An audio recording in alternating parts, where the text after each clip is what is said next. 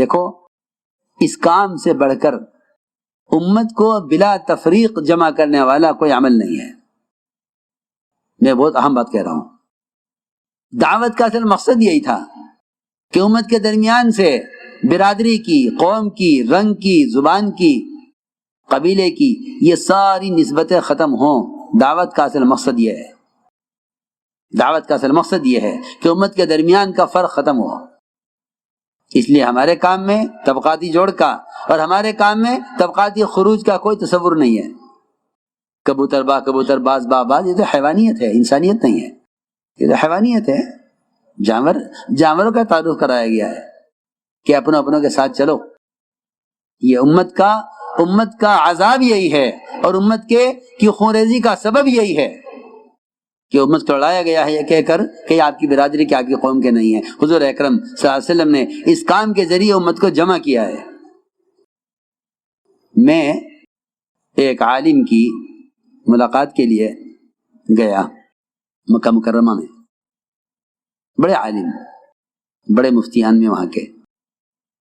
ملاقات ہوئی، کہنے لگے مجھ سے کہ میں اس کام کے خلاف تھا اور مجھے کبھی اس دعوت کے کام پر اطمینان نہیں ہوا، اور میں نے ہمیشہ اس کام کو بدعت سمجھا.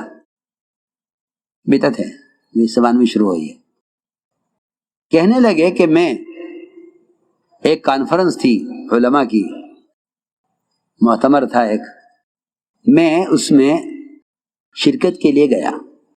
جس ملک میں رکھی گئی تھی وہاں پہنچا. نکلا جب ایئرپورٹ سے، ایک ہوٹل میں قیام تھا، ٹیکسی کی ہوٹل میں جانے کے لیے. تو ٹیکسی والا 4 مہینے لگایا ہوا تھا.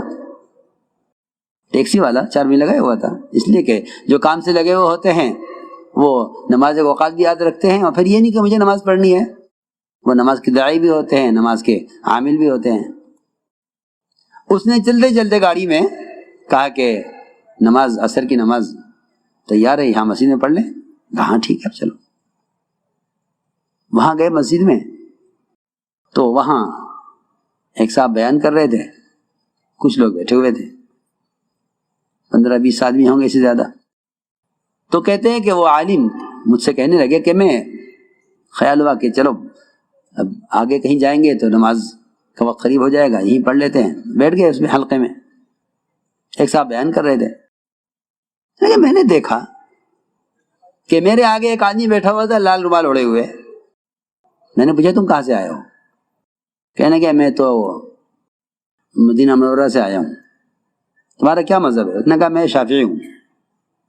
پھر میں نے ایک برابر والے کو دیکھا، وہ رومال باندھے بیٹھا ہوا تھا. میں نے پوچھا تم کہاں سے آئے ہو؟ کہ میں یمن سے آیا ہوں. تمہارا کیا مذہب ہے؟ کہ میں حنبلی ہوں.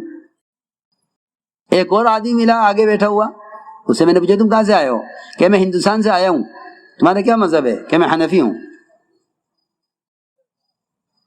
یہ کیسا حلقہ ہے؟ ایک حنبلی، ایک شافعی، ایک مالکی، ایک حنفی، سارے بیٹھے ہوئے ایک حلقے میں، اور ایک آدمی بیان کر رہا. مجھے بیان کون کر رہا ہے؟ کہ یہ ہندوستان سے آئے ہیں صاحب جماعت لے کر. ان کا کیا مذہب ہے؟ کہ یہ حنفی ہیں بیان کرنے والے. کہنے لگے کہ میں نے آج تک نہیں دیکھا، میں حرم میں مدتوں میں نے درس دیا حرم میں نے کبھی نہیں دیکھا کہ ایک مذہب کے حلقے میں دوسرے مذہب کا آدمی بیٹھا ہو. وہ حنفیہ کا حلقہ لگا ہوا ہے، وہ مالکی کا حلقہ لگا ہوا ہے، وہ شوافی کا حلقہ لگا ہوا ہے. ان کے شافعی امام ہیں، شافعی ان کے جو ہے مدرس ہیں، ان کے واعظ ہیں. وہ ان کے حلقے میں، ان کا حلقہ ادھر، ان کا حلقہ ادھر. ایک طالب علم بھی پورے حلقے میں ایسا نہیں جو دوسرے مذہب کا ہو. یہ کون سی جماعت ہے جس نے سارے مذاہب کو جمع کیا ہوا ہے؟ جو بات کر کے فارغ ہوئے، میں نے پوچھا کہ آپ کون ہیں، کہاں سے آئے؟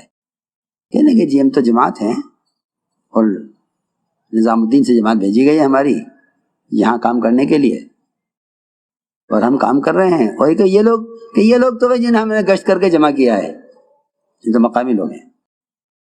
کہنے لگے کہ میں اس کام کو جو سمجھا وہ میرا پہلا دن تھا اس کام کو حق سمجھنے میں، کہ یہ وہ کام ہے جس نے امت کو بلا تفریق جمع کر لیا ہے.